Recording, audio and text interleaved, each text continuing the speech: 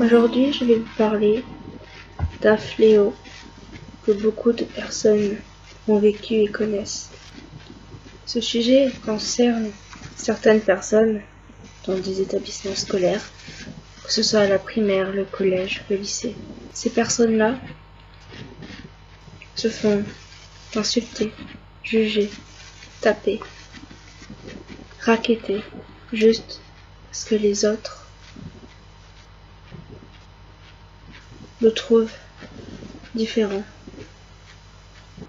Je fais cette vidéo pour raconter mon histoire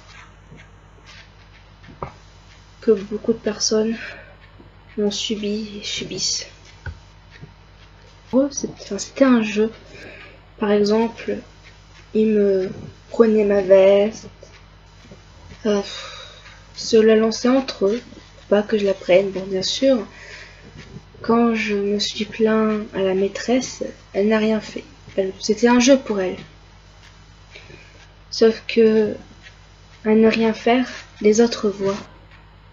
On était petits.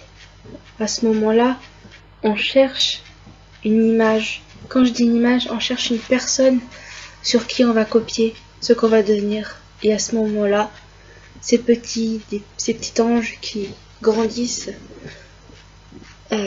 voient ce genre de choses et grandissent en reflétant ces personnes-là. Et je pense que c'est un peu à cause de ça que on va dire que mes camarades ont commencé à me faire subir en primaire. Au début, j'étais l'élève, on va pas dire modèle quand même, mais pour eux j'étais l'élève gentil, calme, qu'on n'entend pas, qui reste dans son coin. Et pour eux c'était normal de voir une petite de 7 ans rester dans son coin. Pour eux c'était totalement normal. Pour eux de voir une petite fille toute seule en récréation dans son coin, pour eux c'était normal. Les insultes, les moqueries. Là, la situation s'est retournée. Je n'étais plus, on va dire, le petit ange, j'étais devenu le diable incarné. Enfin, il disait que c'était de ma faute, que je cherchais, que de toute façon j'étais grande. Alors, juste parce que j'étais la plus grande de ma classe, je devais me mettre au milieu de la cour et dire venez me taper, juste parce que j'étais grande.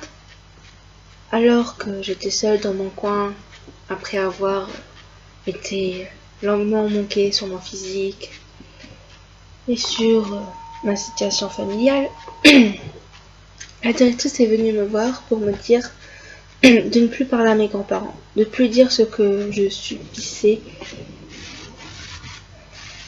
en classe. Et je pense que j'ai bien fait. Et j'ai continué d'en parler. Et quand ma grand-mère a su ce que la directrice a dit, je pense que ses espoirs ont fait comme les miens et se sont brisés. Après ça, c'était tous les jours des insultes.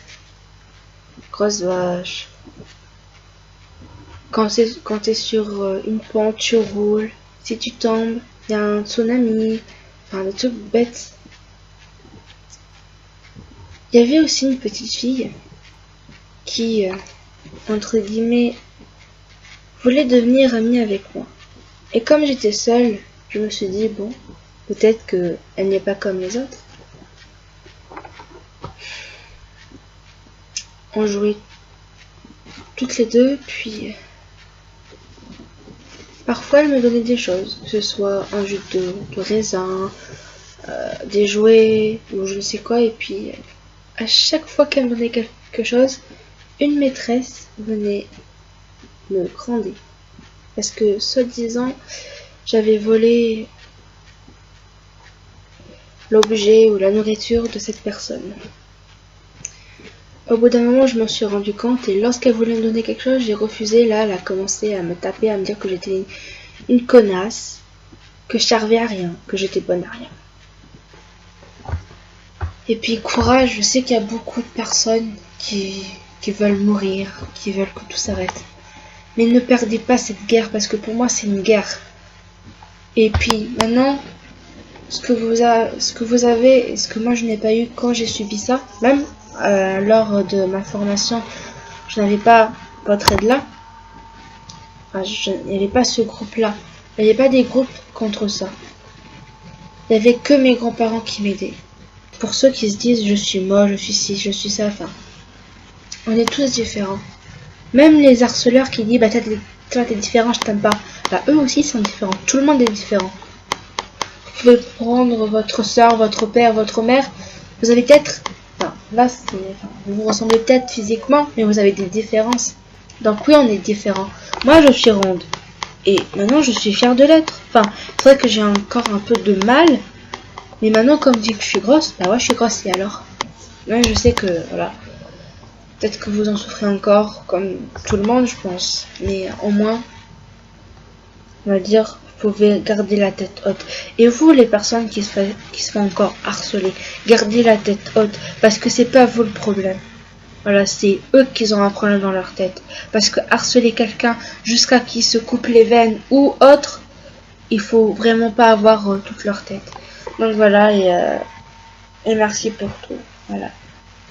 Donc, tout ce que j'ai envie de dire, c'est que maintenant, enfin, je lutte contre le harcèlement scolaire et le cyberharcèlement et tout autre harcèlement. Et voilà. Parce que il y en a marre. Tout simplement, il y en a marre. Le harcèlement qui dégage, quoi. Voilà, sincèrement. Oust.